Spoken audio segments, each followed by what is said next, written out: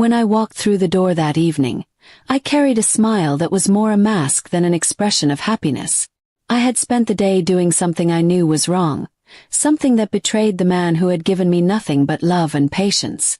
Yet, as I stepped inside our quiet home, pretending nothing had changed, I could already feel that everything had. Daniel was sitting on the couch, reading like he always did after work. The TV was on, the faint sound of the news filling the silence between us. When he looked up, his eyes met mine for a second, and in that brief moment I saw it. He knew. He didn't say a word, didn't ask where I'd been or why I was home late. He simply nodded and turned back to his book. That single act shattered something inside me. I walked into the kitchen, pretending to busy myself with dinner. Every sound, the clatter of dishes, the running tap, felt louder than usual. My hands trembled as I cut vegetables, and I kept waiting for him to come in and confront me. But he didn't. The silence stretched, heavy and suffocating, wrapping around me like punishment.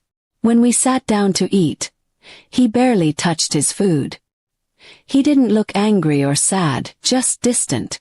I tried to start a conversation, asking about his day, about work, anything to break the tension. His replies were short, calm, almost mechanical. That calmness hurt more than if he had yelled. It was as if he had accepted something terrible and was already moving beyond me. After dinner, I followed him to the living room and sat beside him. My heart was pounding and guilt was eating me alive. "Daniel," I whispered, "is something wrong?" He looked at me, his expression unreadable. "You tell me," he said softly. That was all. Just those 3 words. And they broke me completely. I tried to speak, to explain, to confess, but my throat felt tight. He didn't ask for details, didn't accuse me.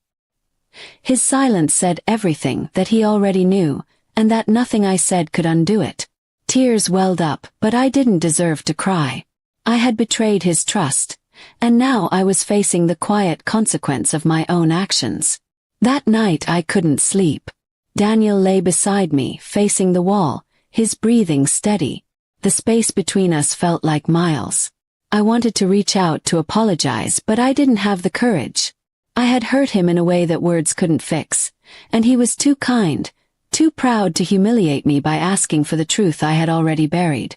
Days turned into weeks. He didn't leave me, but he also didn't speak much. He was polite, even gentle, but there was a coldness in his tone that hadn't been there before. He smiled less. The laughter that once filled our home had vanished. We were living together, yet miles apart. I realized then that betrayal doesn't always end with shouting or broken things. Sometimes it ends with silence, the kind that slowly drains the life out of everything you once shared. His silence was like a mirror, showing me the emptiness I had created inside both of us. One evening, I found him sitting alone on the porch, staring into the distance. I joined him quietly, and for a long time we said nothing. Then, in a voice that barely rose above a whisper, he said, "I loved you more than my pride." My heart clenched. There was no anger in his tone, only sorrow. I wanted to beg for forgiveness, but I knew forgiveness wouldn't erase what I had done. I had crossed a line that could never be uncrossed.